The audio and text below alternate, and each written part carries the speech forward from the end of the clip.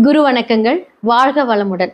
உலகெங்கிலும் இருக்கக்கூடிய அக்ஷரா அண்ணாமலை நேயர்களுக்கு எனது அன்பு வணக்கங்கள். நான் உங்கள் டிஎன்ஏ மற்றும் பிரசன்ன ஜோதிடர் சுப்ரஜா சுரேஷ், கோவையில இருந்து. இன்னைக்கு ஒரு முக்கியமான ஒரு பலன்களை பத்தி நம்ம பார்க்க போறோம். ஆல்ரெடி பார்த்தீங்க அப்படின்னா இந்த வருடத்துல மார்ச் மாதம் சனி பயிற்சி நம்ம பார்த்தோம். இப்போ சனி பயிற்சி ரெட்ரோகிரேட் ஆகிறாரு, அதாவது வக்ரமாகிறார்.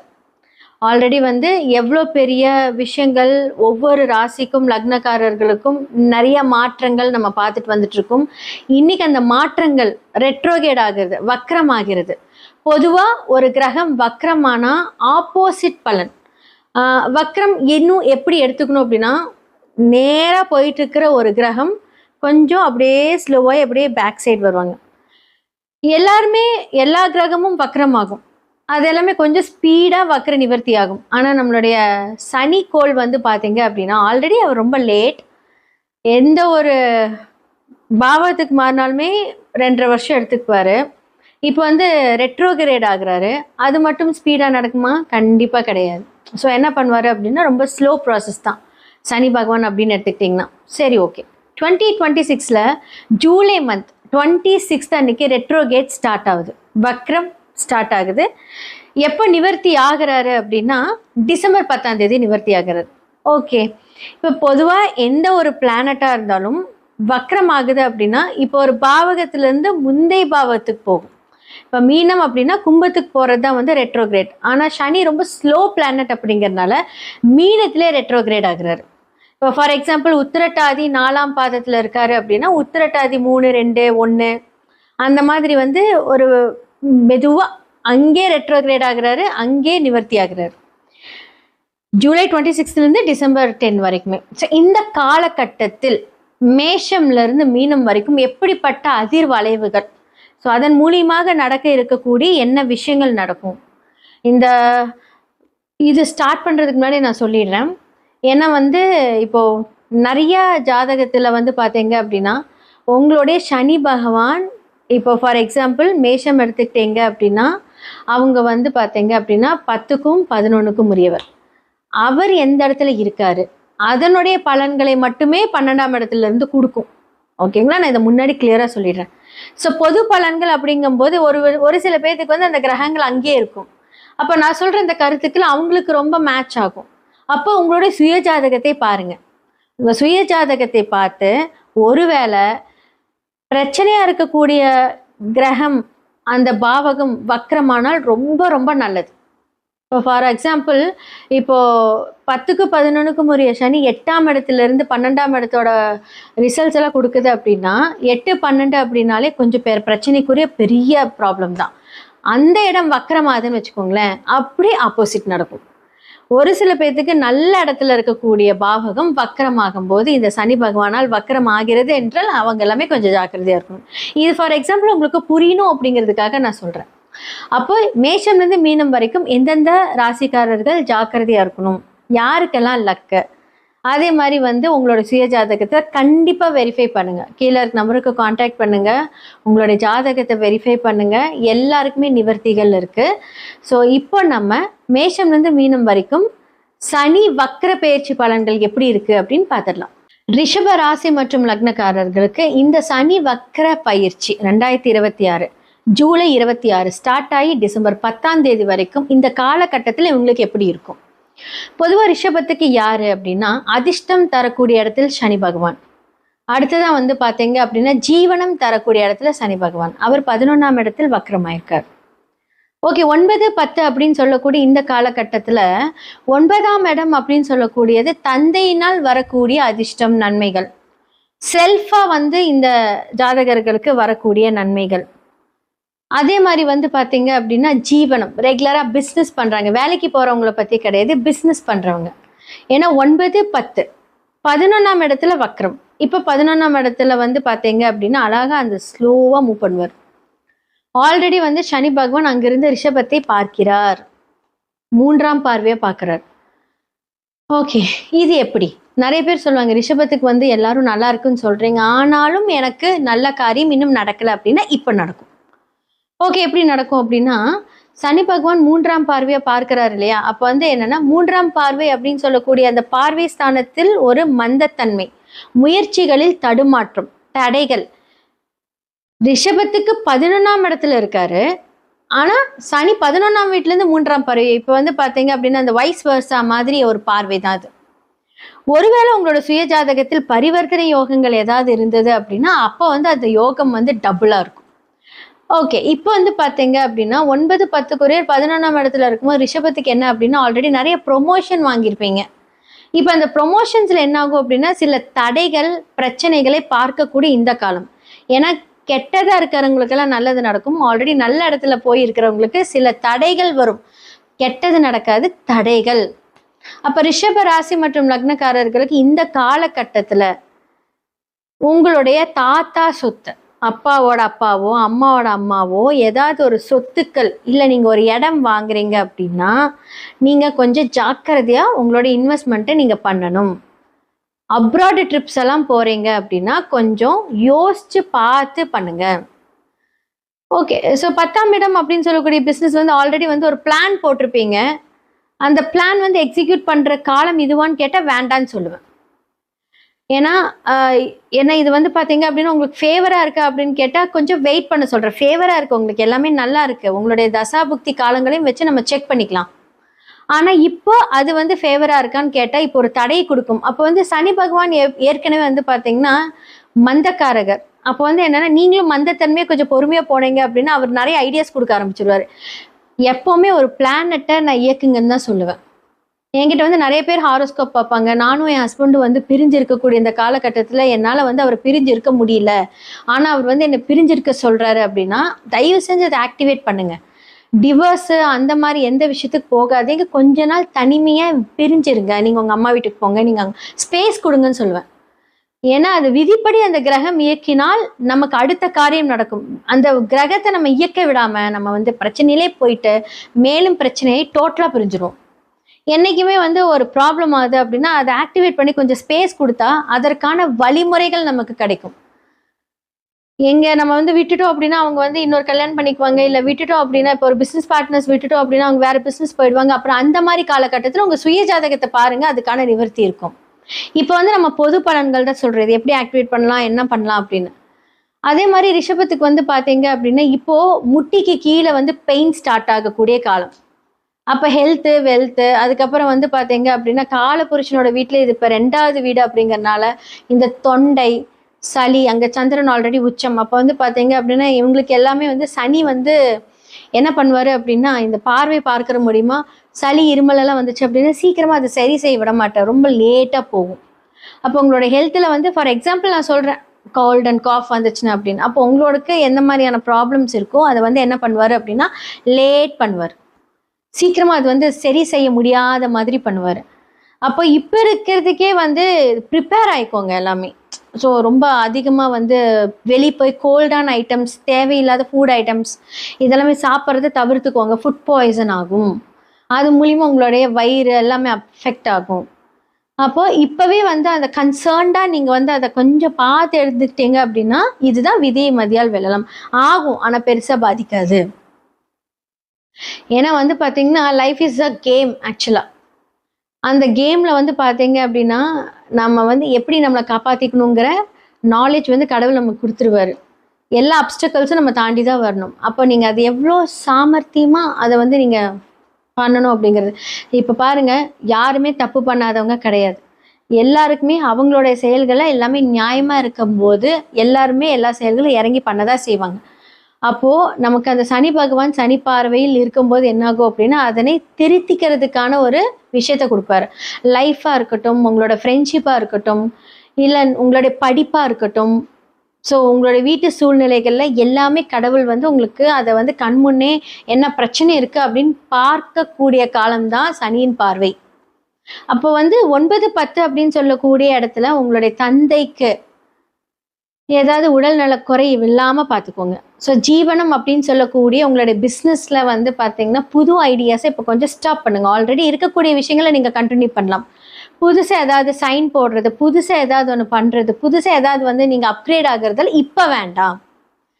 அப்போ நல்லா போயிட்டு இருக்கிற இந்த ரிஷபத்துக்கு வந்து பார்த்தீங்கன்னா இப்போ வந்து ஒரு சாஃப்டா கொஞ்சம் அமைதியா இருக்கிறது, யோசிக்கிறது எல்லாமே இந்த காலகட்டத்தில் உங்களுக்கு கை கொடுக்கும். ஸோ எதுவாக இருந்தாலும் உங்களோட பிளானாக இருக்கட்டும். அதே மாதிரி ஸ்டூடெண்ட்ஸ் அந்த காலேஜ் இந்த காலேஜ்ன்னு நிறைய மாற்றங்கள் அதெல்லாம் எதுவுமே வேண்டாம். கரெக்டாக டிசைட் பண்ணுங்க. கைட் பண்ணுறதுக்கு பெரியவங்க, சனி என்றால் பெரியவர்கள். ஸோ உங்களுக்கு பெரியவர்கள் கிட்ட வந்து நிறைய ஆலோசனை கேட்டு உங்களுடைய வாழ்க்கையை நகர்த்தி கொண்டு போனீர்கள் என்றால் உங்களுக்கு இந்த காலகட்டம் ரொம்ப நல்லா இருக்கும். ஸோ ரிஷபராசி மற்றும் லக்னக்காரர்களுக்கு இந்த காலகட்டத்தில் நான் சொன்ன மாதிரி எல்லாமே நீங்கள் வந்து கொஞ்சம் பொறுமையாக முடிவெடுக்கும் போது ரொம்ப நல்லாயிருக்கும். ஸோ மேஷம்லேருந்து மீனம் வரைக்கும் சனி வக்ர பயிற்சி 2026 எப்படி இருக்குது அப்படின்னு பார்த்தாச்சு. யார் யாரெல்லாம் நீங்கள் வந்து ரொம்ப கான்ஃபிடெண்ட்டாக உங்களோட வேலை செய்யலாம், யாரெல்லாம் ஜாக்கிரதையாக இருக்கணும், யாரெல்லாமே நிதானித்து உங்களுடைய வேலை செய்யணும் அப்படிங்கிறத நான் சொல்லியிருப்பேன். உங்களோட சுய ஜாதகம் அப்படிங்கிறது ரொம்ப ரொம்ப ரொம்ப இம்பார்ட்டன்ட். உங்களுடைய தசா புக்தி தான் உங்களுக்கு வந்து இந்த கோச்சார ரீதியான பலன்களை கன்ஃபார்ம் பண்ணும். எப்படிப்பட்ட தசா புக்தி அந்தரம் சூட்சமும் உங்களுடைய ஜாதகத்தில் வேலை செய்கிறது என்று கண்டிப்பாக பார்க்கணும். அதன் மூலியமாக அந்த பலன், அதன் மூலியமாக அந்த பரிகாரங்கள், அதன் மூலியமாக சில தான தர்மங்கள் இதெல்லாமே செய்து வந்தோம் அப்படின்னா கண்டிப்பாக 100% மாற்றங்கள் இருக்குது. பொதுவாக வந்து பார்த்தீங்க அப்படின்னா எதன் மூலியமாக நீங்கள் சரி செய்துக்கலாம் அப்படின்னா நீங்கள் ஜெம்ஸ்டோன்ஸ் மூலிமா உங்களுடைய வைப்ரேஷன்ஸை ஹேண்டில் பண்ணலாம்.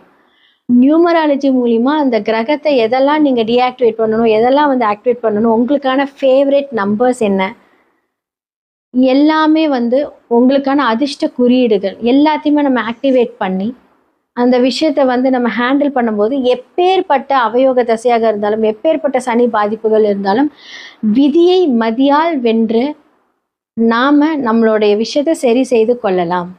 கீழே இருக்கிற என்னோட நம்பருக்கு காண்டாக்ட் பண்ணி உங்களுடைய ஜாதக அப்பாயின்மெண்ட் வாங்கி நீங்கள் வந்து ஜாதகம் பார்த்து இதற்கான அந்த பலன்கள், இதற்கான அந்த பரிகாரங்கள் எல்லாத்துக்குமே 100% சொல்யூஷன் இருக்குது. அது எப்போ நடக்கும், எப்படி நடக்கும், எந்த காலகட்டத்தில் நிவர்த்தியாகும், கரெக்டான பாவக ரீதியான பரிகாரங்கள் செய்யும் போது அதற்கான ரிசல்ட் கிடைக்கும்.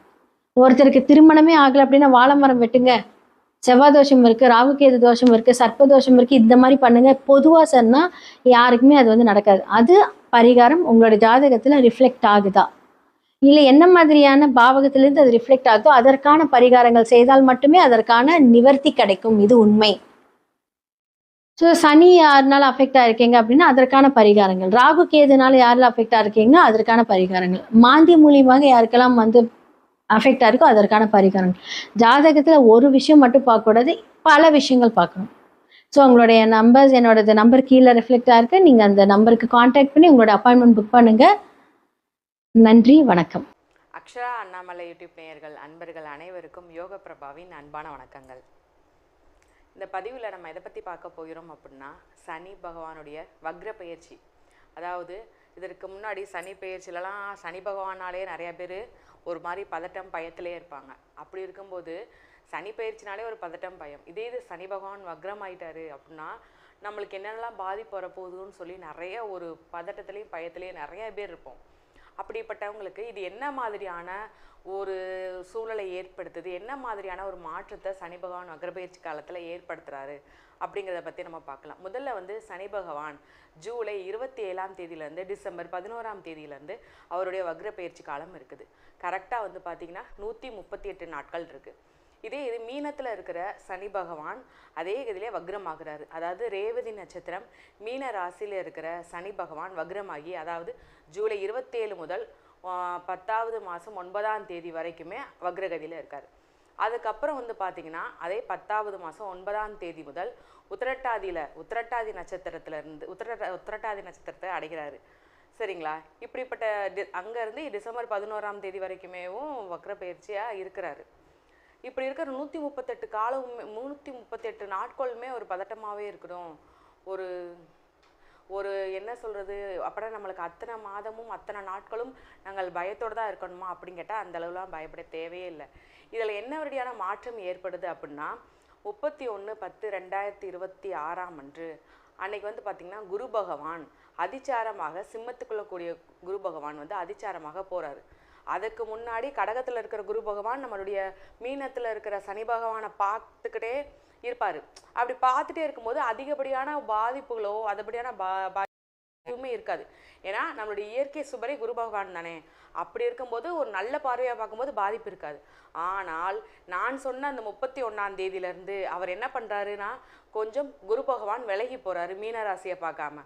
அப்படி இருக்கிற அந்த 42 நாட்கள் மட்டுமே கொஞ்சம் கவனமாகவும் எச்சரிக்கையுடனும் இருக்கக்கூடிய காலகட்டம்.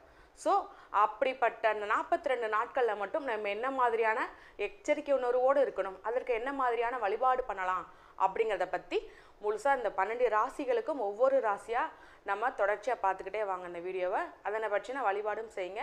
உங்களுக்கு சனி பகவான் பெரும் ஆசீர்வாதத்தோடையும் ஆற்றலையும் கொடுப்பார். சனி பகவான் வக்ர பயிற்சி காலம் ரிஷப ராசிக்கு எப்படி இருக்குது அப்படின்னு சொல்லி பார்த்தலாம்.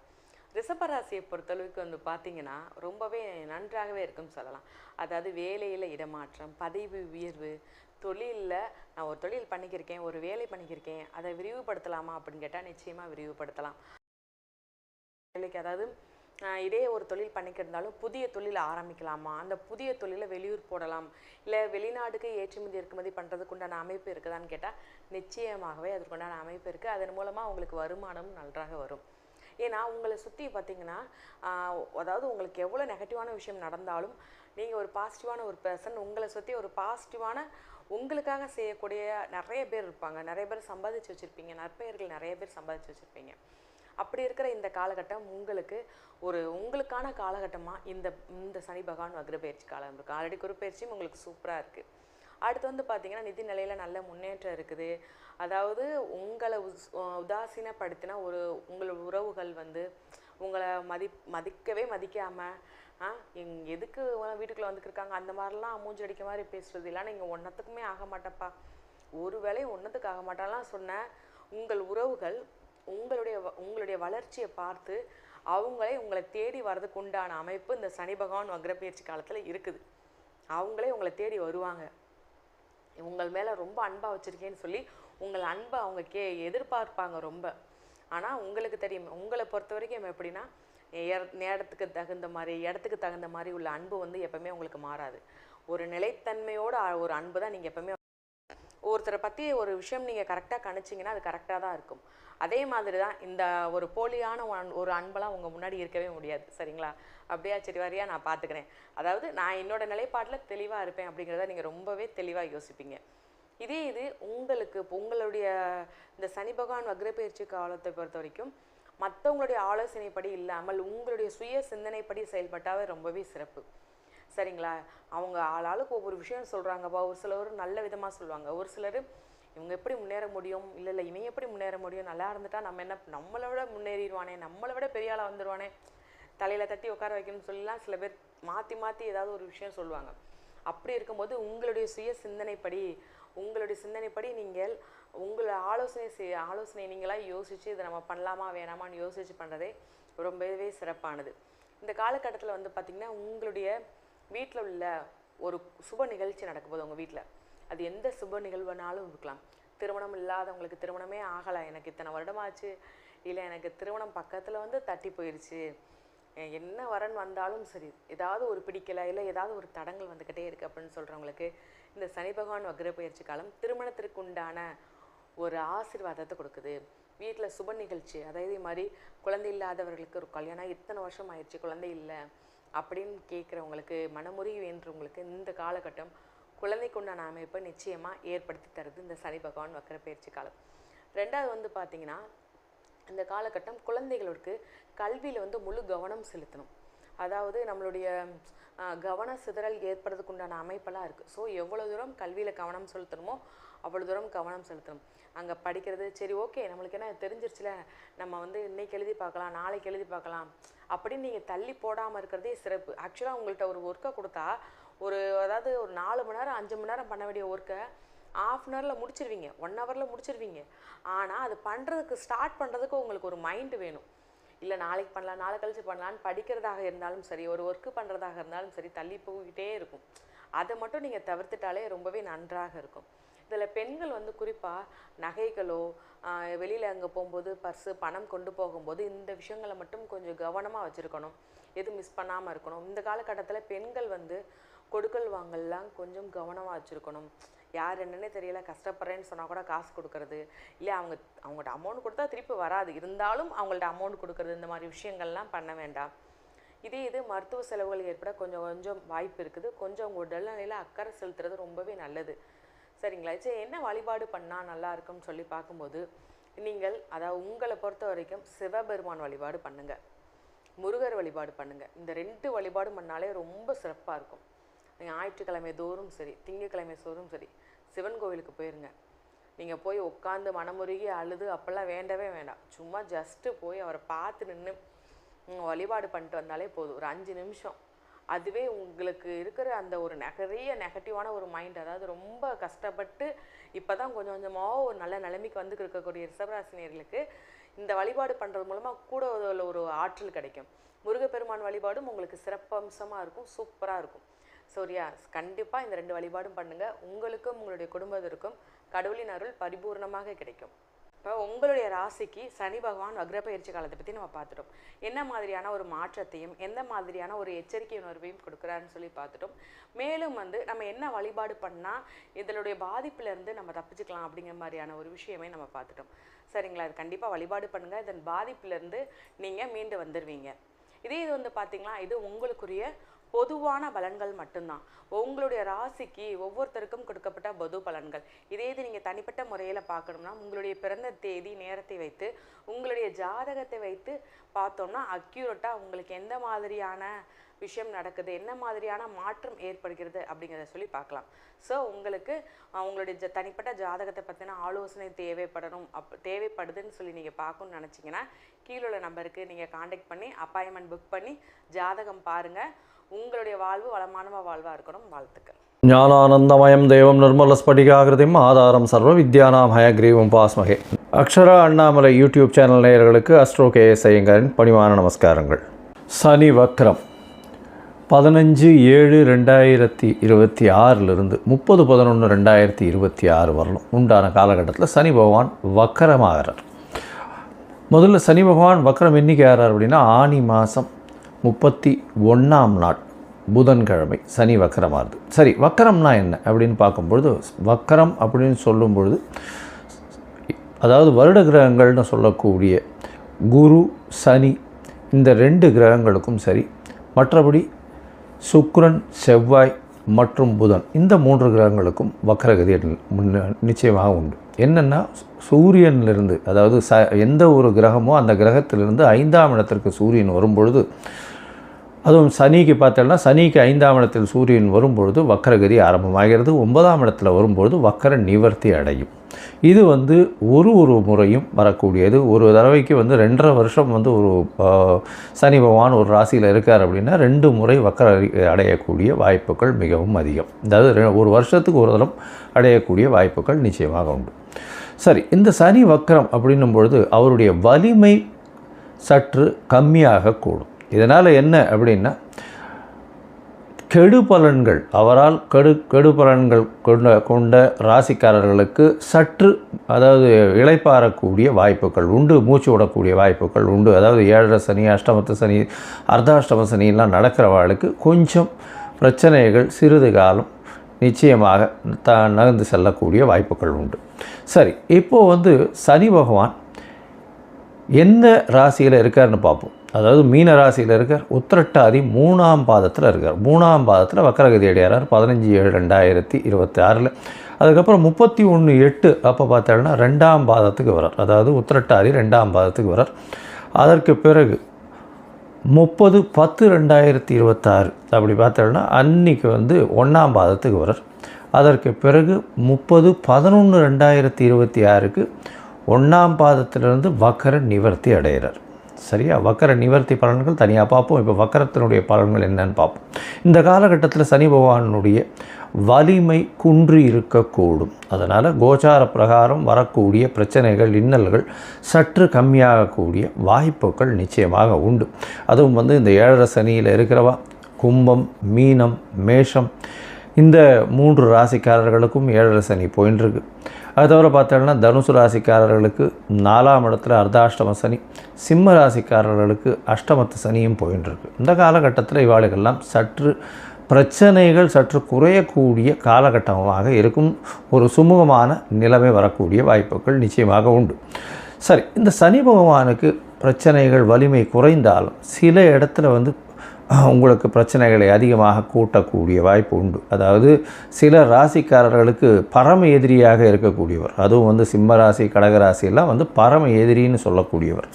அந்த மாதிரியான ஒரு கிரகம் இந்த சூரியனுக்கும் சந்திரனுக்கும் சனி மிகப்பெரிய எதிர் கிரகமாக சொல்கிறது. அதனால தான் வந்து சனி பகவான் 7-8 அதிபதி அப்படின்னு சொல்கிறது. 6-7 அதிபதி சிம்மத்துக்கு. இதன் மூலியமாக கடன் தொல்லை, நோய், தவிர அசிங்கம், அவமானம் இது எல்லாத்தையுமே கொடுத்துருவார். இந்த அஷ்டமத்து சனி வந்ததுன்னா கேட்கவே வேண்டாம், எல்லா பிரச்சனையும் கொடுப்பார். அதாவது மிகப்பெரிய அசிங்கம், அவமானம் இது எல்லாத்தையுமே கொடுத்தே தீரணும் அவர். அந்த காலகட்டத்தை தாண்டித்தான் எல்லாரும் போயாகணும். சரி, இப்படி இருக்கக்கூடிய காலகட்டத்தில் என்னென்ன எளிய பரிகாரங்கள் பண்ணலாம் அவருக்கு? அதாவது பரிகாரங்கள் அப்படின்னு சொன்னால் அவருடைய முதல்ல வந்து அவருடைய காயத்ரி மந்திரம் இல்லை அவருடைய ஸ்லோகம், அதாவது ஸ்லோகம்னு சொல்லோமே ஆனால் நீலாஞ்சன சமாபாசம் ரவிபுத்திரம் ஜமாக்கிரம் மாயா மார்த்தாண்ட சம்பூதம் தம் நமாமி சனேஸ்வரம் அப்படின்ற இந்த ஸ்லோகத்தை சொல்லிக்கொண்டு வருவதன் மூலியமாக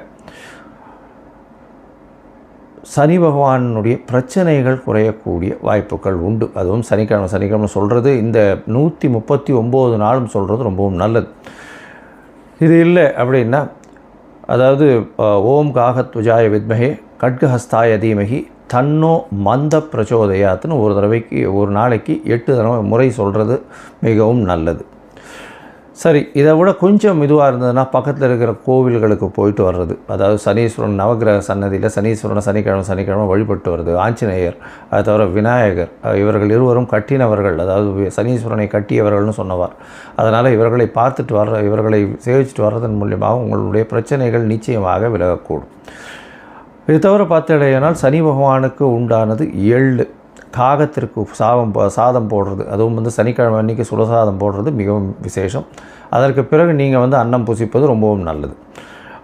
காகத்துக்கு சாதம், தயிர் சாதம் வந்து சனிக்கிழமை கொடுக்கறது, தானம் கொடுக்கறது, வேஷ்டி அங்கவஸ்திரம் வந்து கோவில் குருக்களில் வாழுகள்லாம் அந்தணர்களுக்கு கொடுக்கறது, அது தவிர இரும்பு சம்பந்தமான விஷயங்கள் தானம் கொடுக்கறது, லெதர் அதாவது இது தோல் சம்பந்தமான அந்த விஷயங்கள் தானம் கொடுக்கறது, கீழ்த்தட்டு மக்களுக்கு சாப்பாடு உணவு கொடுக்கக்கூடியது, இதெல்லாம் வந்து பண்ணிகிட்டே வந்தாலே. அதே மாதிரி சீனியர் சிட்டிசன் ஹோமில் போய் உங்களால் முடிஞ்ச தானம் பண்ணுறது, இதெல்லாம் வந்து சனி பகவானுக்கு உண்டான பரிகாரங்கள் அப்படின்னு சொல்லக்கூடியது. எளிய பரிகாரங்கள் உங்களால் முடிஞ்சது நீங்கள் என்ன பண்ண முடியுமோ அது டெஃபினட்டாக பண்ணலாம். இது தவிர பார்த்தாலேயானால் சனி பகவானை பொறுத்தவரை அவர் வந்து நல்ல ஒரு ஏற்றத்தை கொடுப்பார் உங்களுக்கு. அந்த சனி பகவான் குருவினுடைய பார்வையிலையோ நல்ல சுபர்களுடைய பார்வையிலையோ இருந்தால் நல்ல ஒரு ஏற்றத்தை கொடுப்பார். இப்போ வந்து பார்த்தோம்னா குருவினுடைய பார்வையில் இருக்கிறதுனால மிகப்பெரிய ஏற்றத்தையும் மாற்றத்தையும் ஒருத்தருடைய வாழ்க்கையிலையும் நிச்சயமாக கொடுப்பார். இந்த காலகட்டத்தில் சனி பகவான் கர்ம காரகன்னு சொல்கிறவர், அதை தவிர வந்து ஆயுள் காரகன்னு சொல்கிறவர். அதாவது உங்களுடைய தொழில் எல்லா விஷயத்துக்கும் முதல்ல இந்த சனி பகவான் வந்தார்னா 7 அஷ்டமம் அர்த்தாஷ்டமம் வந்ததுன்னா முதல்ல வேலையில் பிரச்சனை வரும், பணவரவுக்கு பிரச்சனை வரும். இது எல்லாமே இல்லாமல் இந்த காலகட்டத்தில் எளிய முறையில் நீங்கள் வந்து பயன் பெறணும் அப்படின்னா அவருடைய காயத்ரி மந்திரம், அவருக்கு வந்து இந்த நெய், அதாவது இந்த எண்ணெய் வந்து எள்ளில் எடுக்கப்பட்ட எண்ணெய், அதாவது ஜிஞ்சிரி ஆயில் சொல்கிறா இல்லையா, நல்லெண்ணெய் எடுத்து நல்ல செக்கில் ஆட்டு நல்லெண்ணெய் வந்து கொண்டு போய் தானமாக கொடுங்கோ, இல்லை கோவிலுக்கு விளக்கு ஏற்றுறதுக்கு கொடுத்துட்டு வாங்கோ. அது வந்து உங்களுக்கு நல்ல ஒரு ஏற்றத்தை நிச்சயமாக கொடுக்கும். சரி, இப்போது மேஷம் முதல் மீனம் வரை ஒரு ராசியாக சனியினுடைய வக்ரம் எந்த மாதிரியான விளைவுகளை தரும் அப்படின்றத பார்ப்போம். அதற்கு முன்னாடி என்னுடைய மொபைல் நம்பர் கீழே ஸ்க்ராலிங்கில் போயின்னு இருக்கோம். உங்களுக்கு அஸ்ட்ராலாஜிக்கல் கன்சல்ட் தேவைப்பட்டதுன்னா எனக்கு வந்து ஃபோன் பண்ணுங்க. உங்களுக்கு வேண்டிய அதாவது அஸ்ட்ராலாஜிக்கல் கன்சல்ட் கொடுக்குறேன். அதுக்கு முன்னாடி என்னுடைய என்ன பேமெண்ட் கட்டணும், என்ன இது எடுத்துக்கணும், அப்பாயின்மெண்ட் எப்படி எடுத்துக்கணுன்றதையும் சொல்கிறேன்.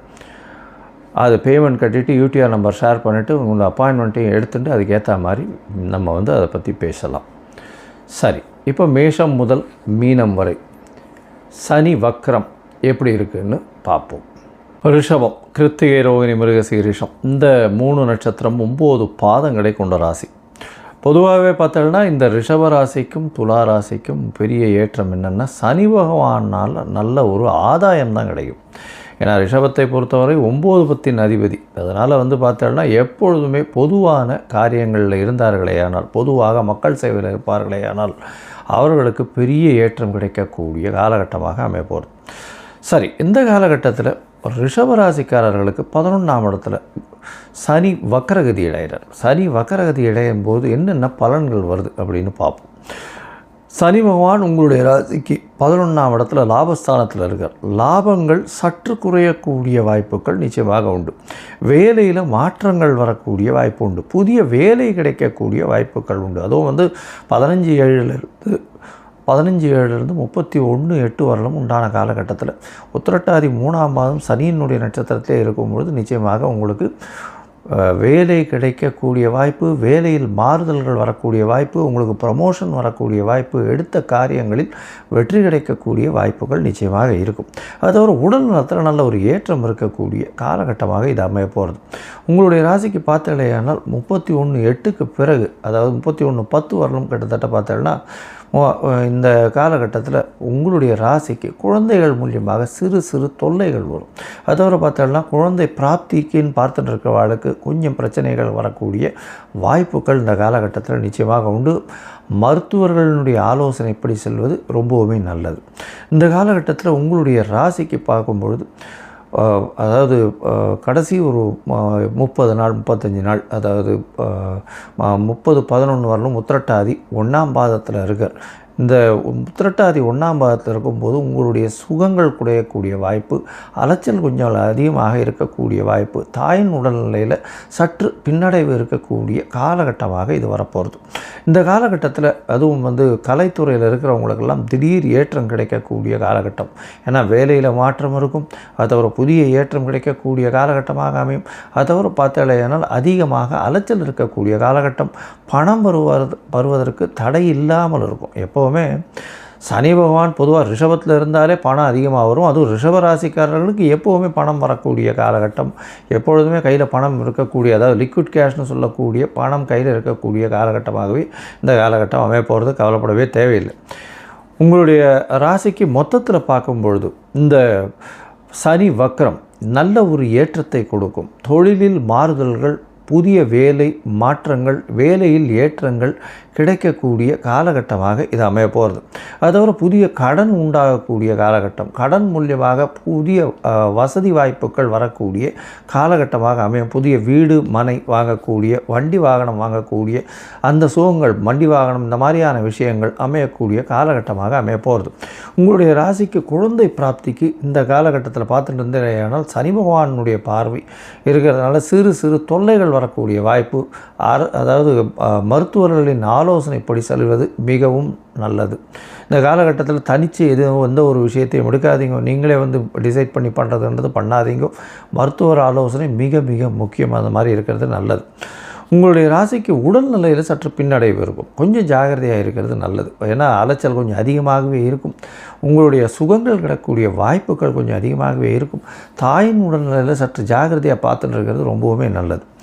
இந்த காலகட்டத்தில் பண வரவிற்கு பஞ்சம் இருக்காது. சரி, இப்போ உங்களுடைய தசாபுக்தி அந்தரம் சூக்ஷ்மம் அந்த அளவுக்கு விசேஷமாக இல்லை.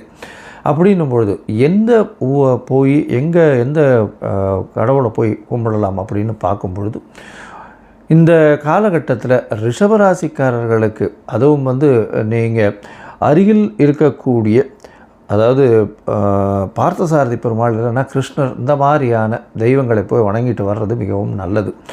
இதை தவிர பார்க்கும்பொழுது நீங்கள் அருகில் இருக்கக்கூடிய, அதாவது ஒரு முறையாவது நவ திருப்பதி போயிட்டு வாங்க. நவ திருப்பதியில் இந்த சனிக்கு உண்டான க்ஷேத்திரம் அப்படின்னு சொல்லக்கூடியது பெருங்குளம். அது போய் பார்த்து சேவிச்சுட்டு வாங்கும். அதன் மூலியமாக உங்களுக்கு வரக்கூடிய எல்லா பிரச்சனைகளும் போகும். இதை தவிர பார்க்கும்பொழுது இந்த எளிய பரிகாரம்னு ஏற்கனவே வந்து சனியினுடைய காயத்ரி சொல்லியிருக்கேன், சனியின் ஸ்லோகம் சொல்லியிருக்கேன். அது சொல்லுங்க.